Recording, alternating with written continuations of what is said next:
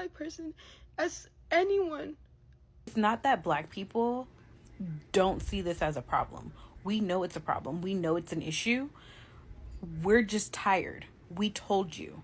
We told you, and not you as specifically you. We told you as the country what is going to happen. We knew this was going to happen, and people still voted him into office. You don't need to talk to Black people and ask Black people where we are and why we aren't doing anything and why we aren't standing up. Because Black people have always been standing up. Black women have always been standing up. We're the ones that show up and show out every single time. Black people in LA, mind your business. Black people in LA, mind your business. This don't got nothing to do with us. ICE and the National Guard being in LA has nothing to do with us. I don't understand rallying behind a whole bunch of people that hard ER you. They don't even like you for real. Everybody want to make their problems our problems. It's tired. It's tired. This don't got nothing to do with us. Sit there, watch, look. Don't go out there. Go home. Go watch the NBA finals. Go do something that's Black related. Go have a cookout. Go do something Black. Why are Black people saying this is not our fight making you upset?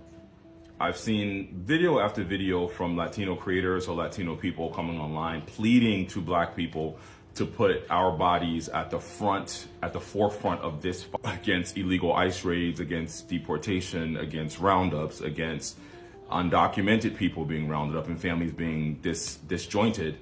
But there's several reasons as to why you should not be shocked that Black people are sitting this one out. You guys all remember that this is a subset of your community last year.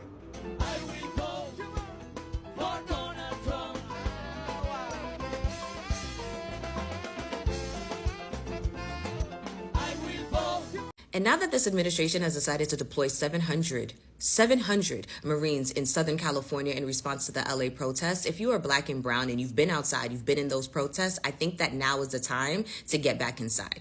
I think that now is the time to get back inside. I'm not even faulting you for being out there. I understand at this point right now, things is rough. People are fighting for their rights. People are fighting for what they believe in. And sometimes you don't feel like, you don't want to stay home. You don't want to be silent. You don't want to feel like you're complacent. I completely understand that, but historically speaking, when it starts getting the way that we're seeing that it's getting, military force, our people are usually the casualties. Hi guys, welcome back to my channel. Today we need to talk about something serious happening in LA. Latino protesters are being arrested during a major demonstration and there's a growing tension around it. But what's really grabbing people's attention is that many Black Americans have publicly saying they won't be joining in. And honestly, their reasons are deep layered and not as simple as they seem. The protest started as a response to immigration policies and crackdowns happening in California.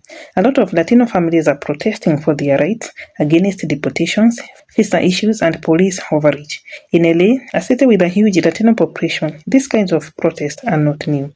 But this one has led to a wave of arrests. Police have been aggressive, detaining dozens of people, and it's turning into a national conversation. If you're coming across this channel for the first time, my name is Rosemary. Kindly consider subscribing, give this video a thumbs up, and let me know your thoughts in the comment section below. Before we get to the video, let me play a few clips on the same, and I'll be back with my commentary. All credit goes to the original creators of these videos. Okay? We are the casualties, and that's just the facts. Here in America, it is what it is. I never want you guys to feel like I'm telling you to just stand aside idly and not do anything. I never want you to feel like I'm telling you to remain silent. I never want you to feel like you're not allowed or you shouldn't be given the right to exercise your freedom of speech or to go and protest. You have all of those rights. It's just historically speaking, it's not safe for us to do so. And that's just what it is. It's not. The minute our people are gathered in mass numbers of hundreds and thousands, the approach is going to become more violent. And that's just what it is. Y'all seen those clips of what's going on and what happened in Minneapolis? Did you see how the police were handling those, I hate to say it, but Caucasian protesters who were throwing garbage cans and throwing garbage at the actual vehicles? Do you know what would have happened if that person was Black or brown? Y'all know what would have happened. And I just want to avoid that. I want to avoid that. Right now, they're itching for a reason.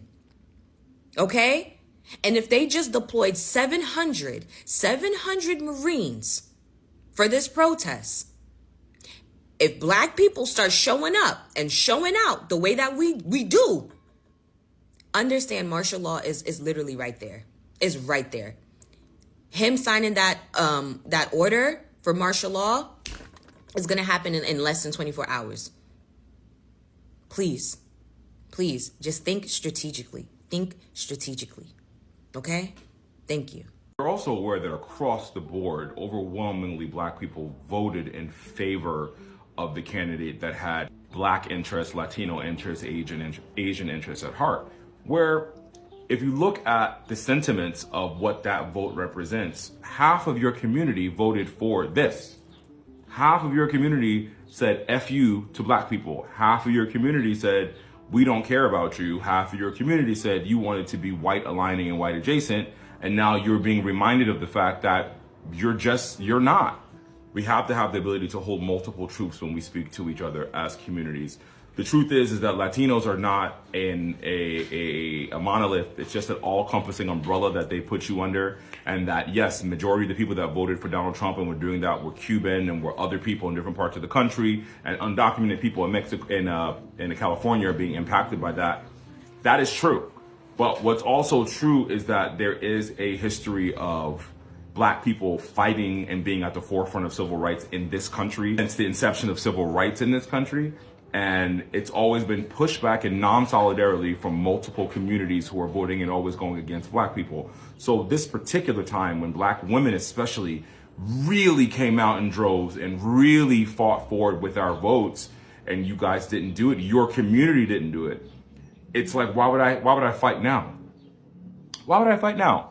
So I just need you, like, if you're gonna come online and make pleas and ploys to black people, because I've seen so many videos, start by acknowledging the fact that your community has colorism, anti-blackness, and voted against your own best self-interest. Start with that. Don't come in here and ask black people just to put our bodies at the forefront of the line, because we've been doing that for a century. We're the ones that when people go out to a party, that was the latest conversation. When people go to a party, they don't feel comfortable with a group of people around unless they see black people there, black women around. They tell their children, if you're in trouble, to go find a big black man because they know that person's going to help and take care of them. We know. We are tired of carrying everyone on our backs. That is what's going on. We are not standing up in the streets and protesting this because why? You say in that video, what if your family members were one day gone and you couldn't do anything about it?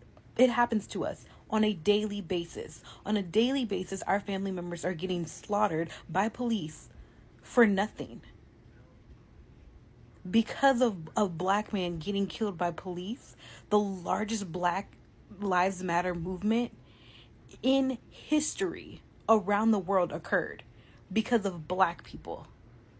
This is happening because of your people. Your people voted for him. Look at those numbers for who showed up and voted for Trump. Hispanics for Trump, Latinas for Trump. Those are the people who voted for him. We did our part. That is why you aren't seeing us in the street. It's not that we don't lack empathy or compassion.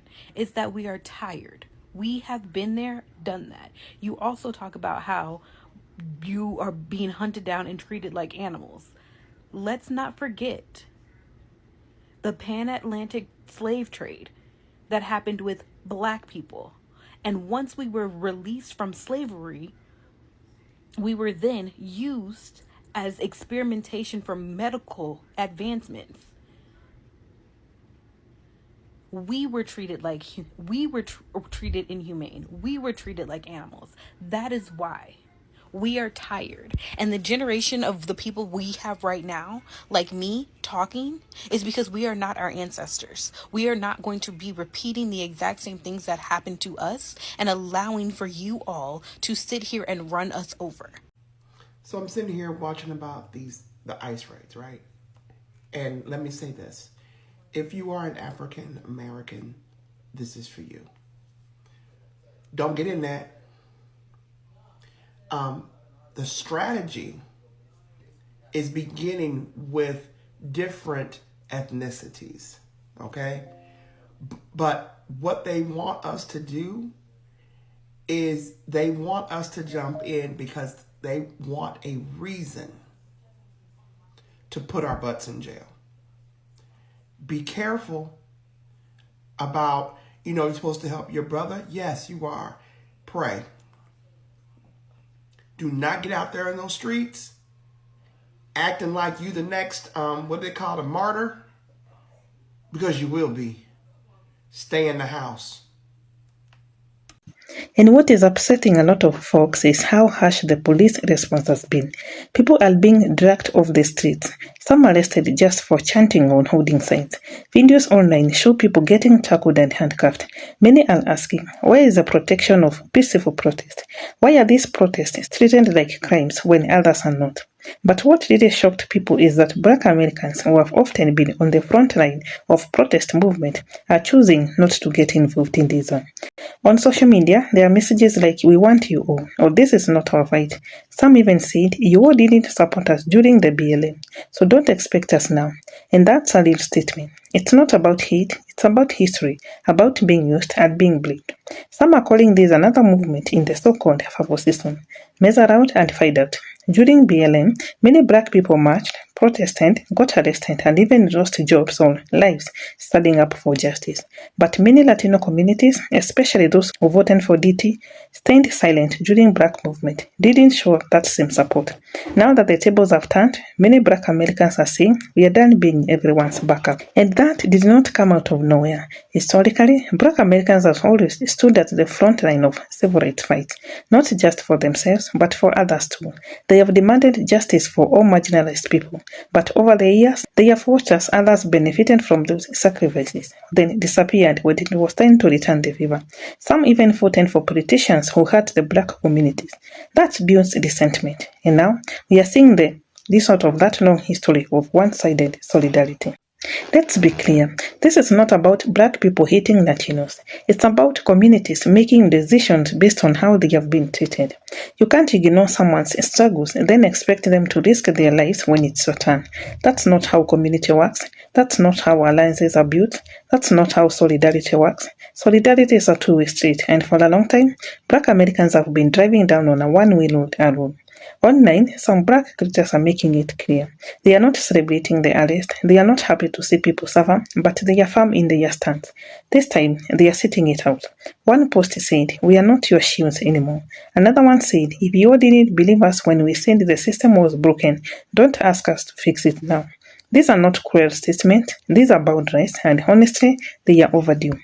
This moment is a wake-up call for all communities of color. If they don't support each other when it matters, they all lose in the end. The system doesn't care what race you are. If you are not in the power, you are a target. The divide between Black and Latino communities only helps the people in power stay in power. But healing that divide will take honesty, apology, and real action, not just when it's convenient. Let's not forget the media. When Black people protest, they are labeled as violent. When Latinos protest, the media stays a bit quieter until the arrests start piling up. Now suddenly, the country wants to care. But where was all this energy when BLM was being demonized in the news? The bias is real, and both communities should be demanding fair coverage, equal rights, and equal respect. And so to wrap it up, what's happening in LA is a reflection of a broken system and broken trust. Latino protesters are facing the same kind of treatment Black Americans have been warning about for years. But now that the shoes is on the other foot, Black Americans are choosing peace, choosing rest, and choosing not to be everyone's hero. It's not petty, it's protection. It's choosing not to carry the burden for everyone else anymore. And maybe, just maybe, this will be a moment of reflection for the Latino community. To ask, where were we when they needed us? Because the fight for justice is never just about one group. It's all about all of them. And until they start showing up for each other, this cycle will just keep repeating. Let me know your thoughts in the comment section below. Thanks for watching. I'll see you in the next one.